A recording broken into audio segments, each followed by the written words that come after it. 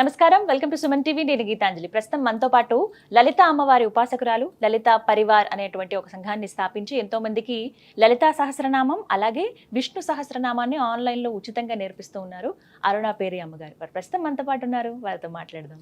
అమ్మ నమస్కారం. నమస్తే అమ్మా. శ్రీమాత్రే నమః. శ్రీమాత్రే నమః. చాలా సంతోషం మిమ్మల్ని కలవటం, మాట్లాడటం.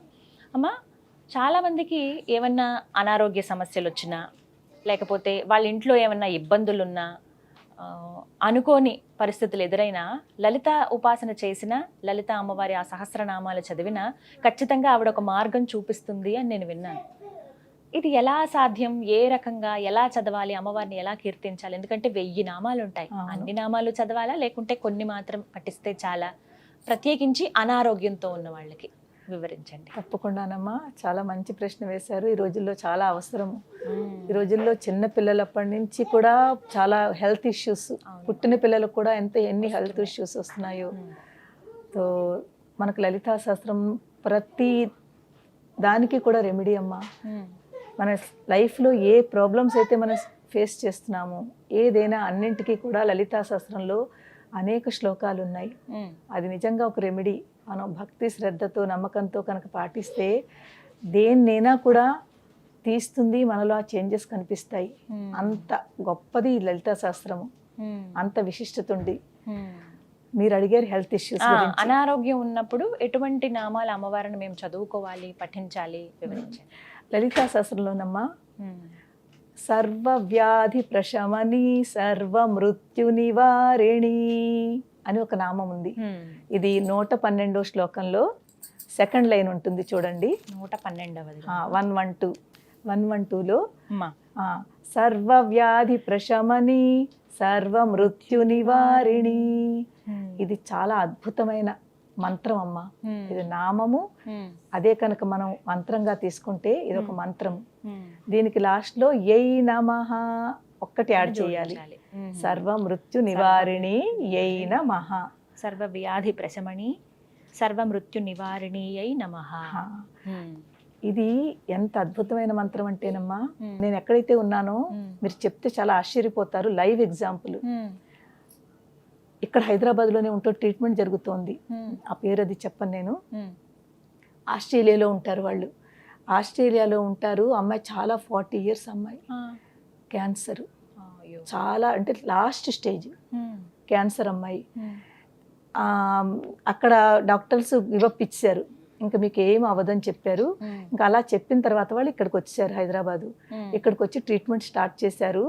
ఎవరి ద్వారానో వాళ్ళకి తెలిసింది, ఇలా లలితా పరివార్ వాళ్ళు లలితా శాస్త్రం అది నేర్పుతున్నారు, బాగుంటుంది, చాలా బాగుంటుంది, మీకు మైండ్ ఫ్రెష్గా ఉంటుంది, మీరు జాయిన్ అవ్వండి అని. తను ఎలాగో అలా పట్టుకుని జాయిన్ అయింది. క్లాసెస్ నావన్నీ వింటోంది. వింటుంటే నేను ఒక దాంట్లో ఇలాగ మీనింగ్ చెప్తున్నాను కదా, చాలా మనసుకి అట్టుకుంది అనమాట. అమ్మ ఎంత బాగా చెప్తున్నారు అని తన బాధను మర్చిపోయి ఈ దీంట్లోకి వచ్చింది. అంటే ఇది ఆలోచించడం మొదలుపెట్టింది. చూడండి, అంత బాధలో ఉంది, ఆ స్టేజ్లో ఉంది, తన బాధను మర్చిపోతోంది. మర్చిపోయి దీన్ని ఎంత ఆనందం వస్తుంది కదమ్మా. ఒక పక్కన బాధ ఉన్నా దాన్ని డౌన్ చేస్తోంది ఇది, ఈ సంతోషం. అప్పుడు తనకి అర్థమైందిట, తన ఇంట్లో తను ఇప్పుడు అమ్మాయి ధైర్యంగా ఉంది. ఎవరి ద్వారానో తెలిసింది నేను హైదరాబాద్ వస్తున్నానని. అంత అంటే తను ఏంటంటారు దాన్ని, ఇవి చేయించుకుంటోంది. థెరపీ ఉంటుంది కదా, రేడియేషన్ థెరపీ జరుగుతుంది. నిన్ననే తనకు థెరపీ ఉండాలి. థెరపీ అంటే చాలా బాధ ఉంటుంది. కిమో అంటారు కదా, కిమో ఇస్తున్నారు. ఆ చేయించుకున్నప్పుడు ఎంత బాధ ఉంటుందో. కానీ తనకి ఒక ఇదనమాట, ఎలాగైనా అమ్మ వచ్చారు, నేను వెళ్ళాలని. నాకు మా మెంటర్ ద్వారా తెలిసింది, అమ్మ తను మీ దగ్గరికి వస్తుందిటని. నేను వద్దన్నాను. అమ్మ తను కిమో చేయించుకుంటోంది, అస్సలు బాగోలేదు, నేను అమ్మాయి దగ్గరికి వెళ్తాను, అమ్మాయి ఎక్కడుందో చెప్పండి, నేను వెళ్తాను అని చెప్తే తను అందుట లేదు, నేను అమ్మ దగ్గరికి వెళ్ళాలి, అమ్మ నా దగ్గరికి వద్దు, నేను అమ్మని దగ్గరికి వెళ్ళాలని తన పేరెంట్స్ తోటి తన హస్బెండ్ తోటి వచ్చింది. నిన్న వచ్చి కలిసింది. బాధ ఉంటుంది, ఒక బాబు ఒక పాప, పాపం చిన్నపిల్లలు తనకి. కానీ తన ముఖంలో ఒక ధైర్యం చూశాను నేను. ఆ ధైర్యము స్పిరిచువల్లా వచ్చింది తనకి. భక్తితో ఉండి ఇలాగే చూడండి ఎవరిదైనా ఇప్పుడు మీరైనా నేనైనా లైఫ్ని ఎవ్వరు మనం జడ్జ్మెంట్ చేయలేము. అంతే కదమ్మా. మన లైఫ్ ఇంత ఉంది అని ఎవరైనా చెప్పగలరా? అసలు అది మన సాధ్యం కాదు, అది మన వల్ల కాదు. మనం ఇంత అందంగా ఇప్పుడు మాట్లాడుతున్నామా, నవ్వుతూ ఉన్నామా, నెక్స్ట్ క్షణం ఎలా ఉంటుందో మనకేం తెలుసు? చెప్పలేము మనం. చెప్పలేము, ఎవరికి చెప్పలేము. తనకు నేను అదే అన్నాను, ఎవరిది లైఫ్ మనం ప్రెడిక్ట్ చేయలేము.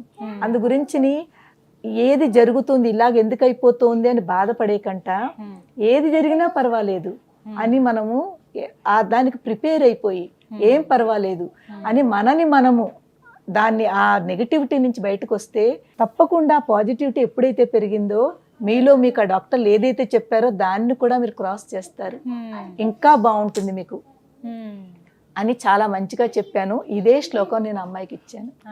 సర్వవ్యాధి ప్రశమని సర్వమృత్యు నివారిణి అయిన మహా, ఈ శ్లోకం అమ్మాయికి ఇచ్చాను. తర్వాత ఆ అమ్మాయి ఇప్పుడు నేను అన్నాను చూడండి అమ్మ, డాక్టర్లు అమ్మాయికి టైం కూడా ఇచ్చారు.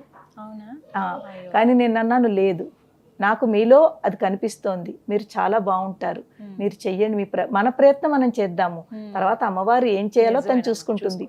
కానీ మనం బాధపడుతూ ఇంకా ఒకవేళ సపోజ్ 1 year ఇచ్చారనుకోండి, 6 months ఇచ్చారనుకోండి, ఆ 6 months బాధపడుతూ ఉండే కంట పాజిటివ్గా నవ్వుతూ అబ్బా ఇంకా నా దగ్గర 6 నెలలు ఉంది, మనం ఎందుకు అలా తీసుకోమమ్మా? భయపడతాం కదా, భయమే కదా మెయిన్. ఇంకా నా దగ్గర ఇంకా 6 నెలలు ఉంది అలా అనుకోండి. అయ్యో ఓన్లీ 6 నెలలేనా అనుకునే బదులు 6 నెలలు ఉంది. మనకు పరీక్షిత్ మహారాజుని గుర్తు చేసుకోండి. మా పరీక్షితుల వారి దగ్గర 7 రోజులే ఉండాలి. ఆ 7 రోజులు పాజిటివ్ గా తీసుకుని భాగవతం అంతా విన్నారు, విని మోక్షానికి వెళ్ళారా లేదా? 7 రోజులు నా దగ్గర ఉందనుకున్నారా లేదా? ఓన్లీ అయ్యే నా దగ్గర 7 రోజులే ఉందని ఏడవలేదు కదా. ఎంత ధైర్యంగా ఉన్నారు అతను. అలాగా మనం కూడా జీవితంలో నెగిటివ్ గా ఆలోచించకుండా ఆ బ్యాడ్ పర్సనల్ పాజిటివ్ లోకి తీసుకోండి, అప్పుడు మీ లైఫ్ ఇంకా బాగుంటుంది, ఆనందంగా ఉండగలుగుతారు. సో ప్రతి వాళ్ళకి ఈవెన్ ఈ శ్లోకం అమ్మ పాపం చిన్నపిల్లలు ఉంటారు, వాళ్ళు పలకలేరు కదా. అయితే ఈ శ్లోకం ఎన్నిసార్లు పఠించాలి, సమయము ఇవి కూడా చెప్పండి. చాలా మంచిది. ఇప్పుడు ఈ సమయము పఠించడము మనకు ఒక మినిమం కూడా పెట్టుకోవచ్చును. అందరి దగ్గర టైం లేని వాళ్ళకి మినిమం 11 times మీరు ఈ శ్లోకం చదువుకుని ప్రతిరోజు చదువుకోవాలి. అదే కనుక చిన్న పిల్లలు చాలా పెద్దవాళ్ళు ఇది పఠించలేరు అనుకోండి, వాళ్ళ పక్కన కూర్చోండి. పక్కన కూర్చుని మనం చదువుతున్నది ఈ వైబ్రేషన్స్ వాళ్ళకి టచ్ అవ్వాలి, వాళ్ళ వినేలాగా, వాళ్ళ చెవుల్లో పడేలాగా. ఒకవేళ ఏ పోర్షన్ అంటే వాళ్ళకి చేతులు ప్రాబ్లమా, కాళ్ళు ప్రాబ్లమా, లేకపోతే ఇలాంటి ప్రాబ్లం ఉన్న వాళ్ళకి వాళ్ళ దగ్గర వెళ్ళి వాళ్ళు టచ్ చేయండి. ఈ మంత్రం చదువుతూ టచ్ చేయండి, వాళ్ళు ఆ పార్ట్ని టచ్ చేయండి. టచ్ చేస్తే ఈ వైబ్రేషన్స్ ఆ పార్ట్కి వెళ్ళి అది యాక్టివేట్ అవుతుంది. మంత్రానికి చాలా శక్తి ఉందమ్మా, కానీ ఈ జనరేషన్లో పిల్లలు వాళ్ళు కొంతమంది నమ్మరు. మంత్రానికి ఎంత శక్తి ఉందంటే అంత శక్తి ఉంది. మన పూర్వంలో ఋషులు మంత్రాలతోటే కదమ్మా ఎన్ని చేసేవారు. వాళ్ళు మంత్రాలకి నిజంగా యజ్ఞాలు చేసే మంత్రాలు చేస్తే కదా పూర్తి మన జరిగేటప్పుడు. ఆ మంత్రాలు ఒక మంత్రం అని తీసుకోవాలి, ఆ మంత్రంలో ఇంత శక్తి ఉందని నమ్మాలి, నమ్మిన తర్వాత చెయ్యాలి. 1 రోజు 2 రోజులు చేసినాక ఏం అవ్వట్లేదంటే అవదమ్మా మీకు. కొన్నాళ్ళు మీరు ఇది అలా చేస్తూ చేస్తూ చేస్తూ ఉంటే మీలో ముందు అందరికంటే ముందు ఆలోచన మారుతుంది. మనకి ఏం కావాలి చెప్పండి, మన ఆలోచన మార్చుకోవాలి. ఇప్పుడు మనం బాధలో ఉండి నెగిటివ్ ఆలోచిస్తున్నాము, ఆ నెగిటివ్ ఆలోచన నుంచి పాజిటివ్కి వస్తారు, మీలో ధైర్యం వస్తుంది. భయం పోయిందంటే ధైర్యం వస్తుంది కదమ్మా, భయాపహ అంటాము. అలాగే సర్వ మృత్యు నివారిణి, మృత్యు అంటే భయము, ఈ మృత్యువుని అమ్మవారు తీసేస్తుంది, ఆ భయాన్ని తీసేస్తుంది, తీసేసి మనకు ధైర్యం ఇస్తుంది. ఎప్పుడైతే మనలో ధైర్యం వచ్చిందో ఆటోమేటిక్గా మనం రోగం గురించి పూర్తి మర్చిపోతాం. అవునమ్మా, అది మాత్రం నిజం. ఏ రోగము మనకు అనిపించదు, ఉన్నా తట్టుకునే శక్తి వస్తుంది. చిన్నదే కదా అని అనిపిస్తుంది. తట్టుకునే శక్తి ఎప్పుడైతే వచ్చిందో మన లైఫ్ కూడా ఇంకా బాగుంటుందమ్మా. నేను ఎంతో మందికి ఇదే సేమ్ కేసు మా రాయ్పూర్లో ఒక అమ్మాయి చేత చేయించాను. తనకు కూడా సేమ్ ఇదే కీమో ఇచ్చారు, తనకు కూడా లాస్ట్ స్టేజ్ అన్నారు. ఆ అమ్మాయి చిన్నమ్మాయే. ఎప్పుడైతే నన్ను పట్టుకుని లలితాశాస్త్రం పట్టుకుని ఈ నామం చదివిందో, ఈ డాక్టర్లు ఏదైతే వాళ్ళకి గివప్ ఇచ్చారో ఇంకా అవ్వదని, ఆ అమ్మాయి ఇప్పుడు ఎంత బాగుందంటే, ఏదైతే వాళ్ళు లైఫ్ ఇంకా ఉండదు అని ఎలా అయితే చెప్పారో ఇప్పుడు ఆ అమ్మాయి ఎంత హ్యాపీగా ఉందంటే, అంటే మీరు నేను ఎలా ఉన్నామో అలా ఉంది. అమ్మ అది నిజంగా అమ్మవారిదేనమ్మా. ఆ అమ్మాయి ఇలాగ మీరు నేను ఇప్పుడు ఎలా ఉన్నామో జాబ్ చేసుకుంటోంది, తనకు కూడా 2 పిల్లలు, ఎంత హ్యాపీగా ఉందో. కానీ నమ్ముతుంది అనమాట, నమ్మకం పెట్టుకోవాలి. అందరికంటే మనలో ఉన్నది నమ్మకం తక్కువ. నిజమమ్మా అది. ఏమిటి ఒక్క నామం చదివితే ఏమిటి వస్తుంది అంటారు, ఒక నామం చదివితే అయిపోతుందా అని అంటారు. చెప్పి. కానీ ఆ నామాన్ని మీరు భక్తితో చదివి నమ్మకం పెట్టుకుంటే తప్పకుండా అవుతుంది. రోజుకి 11 సార్లు రోజుకు మినిమం 11 సార్లు. దానికంటే మీ దగ్గర ఎక్కువ టైం ఉందనుకోండి, ఇంకా ఎక్కువ సార్లు చదవండి. కానీ 11 సార్లు ఈ నామం చదువుకుని మీరు మీ అంతటి మీరు మనసులో దాన్ని అలవాటైపోతే ఇంకా ఆ నామం అలా వెళ్ళిపోతూ ఉంటుంది. ఎప్పుడైతే అది వెళ్ళిపోతూ ఉంటుందో మేము ఆ నామం మిమ్మల్ని ప్రొటెక్ట్ చేస్తుంది, మీకు ధైర్యాన్ని తీసుకొస్తుంది, మీ యొక్క ప్రాబ్లమ్స్ ని సాల్వ్ చేస్తుంది అమ్మవారు. అంత శక్తివంతమైన నామం అమ్మ ఇది. సంతోషం అమ్మా, నాకు కూడా అవసరమే, ప్రతి ఒక్కరికి అవసరమే, ప్రతి ఒక్కరికి అవసరమే. ఏ నమః అనేది చివరగా మనం జోడించుకోవాలి. అంటే అమ్మవారిని ఏ నమః అంటే ప్రార్థిస్తున్నాము.